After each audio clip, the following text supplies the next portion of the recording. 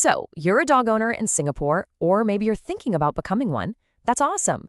But you probably know that sharing our city with a furry friend comes with its own set of rules. Today, we're diving deep into the biggest one of all, the leash law. You might have the best behaved dog in the world, the kind that never leaves your side. But when you're out for a walk in Singapore, there is one rule that you absolutely positively cannot ignore. Yep, you heard that right. From the tiniest teacup poodle to a giant Great Dane, there are zero exceptions. Every single dog. But why? Why is this one rule so important here? Well, the answer really comes down to the nature of Singapore itself. I mean, think about it. We live in a pretty compact, bustling city, and that closeness, well, it creates a unique challenge when it comes to living with our pets. At the end of the day, this isn't just about controlling dogs. It's really about being good neighbors. The whole point is to make sure that everyone, dog lovers and non-dog lovers alike, can feel safe and comfortable when they're out and about. It's all about creating that community harmony. All right, so here's what we're going to cover. First, we'll break down the core law itself. Then, we'll look at how it works in different public spaces. We'll also touch on the special list of specified breeds, talk about some good dog etiquette, and finally, get into what that leash in your hand truly represents.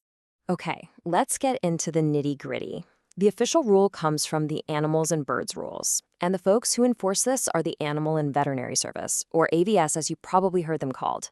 The rules here are super clear and there's no wiggle room. First, your dog has to be on a leash in any public place, period. Second, you have to be in control of your dog at all times. And remember, this is for every single dog out there, no matter the breed, the size, or how well trained you think they are. And they're even specific about the length. 2 meters. That's the magic number. It's not just random, though.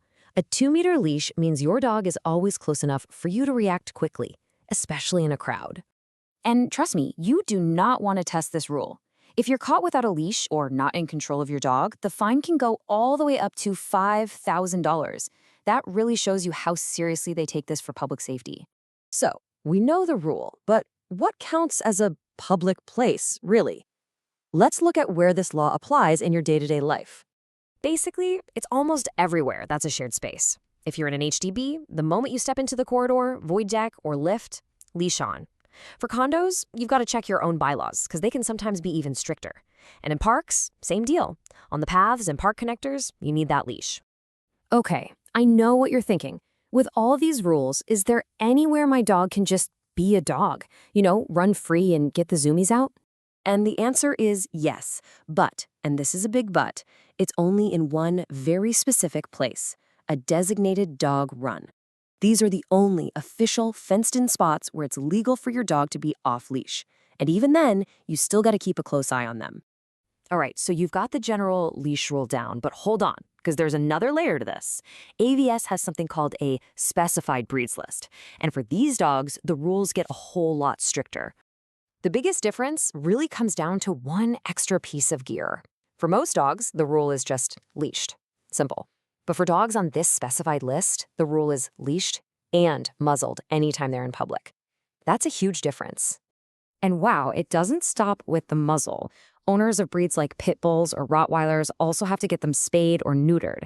They need to have at least $100,000 in insurance, plus put down a $2,000 banker's guarantee, kind of like a security deposit. And the penalties are way higher too, with fines for not muzzling going up to $10,000. Okay, following the law is one thing. That's the absolute minimum. But being a truly great dog owner, a good canine citizen, if you will, is about going just a little bit further. And great etiquette is actually pretty simple stuff. Keeping the leash short so people don't trip. Gently guiding your dog to one side on a busy sidewalk.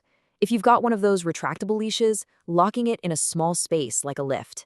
And of course, the golden rule. Always, always pick up the poop. Little things make a huge difference. So when we wrap this all up, what are we really talking about? Beyond the rules and the fines, what does that simple leash in your hand actually mean? It helps to stop thinking of the leash as just a restraint. It's more like a line of connection. It's a visible signal to everyone around you that says, hey, I've got this. My dog is safe, you are safe, and I respect this space we're all sharing. There's a quote that just hits the nail on the head. Responsibility is not restriction. It is care made visible. And that's exactly it. Holding that leash is you making your care visible for your dog, for your neighbors, and for our whole community. So, the laws give us the blueprint, but it's really on us, the dog owners, to build a positive and friendly environment out there. The next time you grab that leash for a walk, just take a second to think, how can I help make this a great experience for everyone we meet? Thanks for tuning in.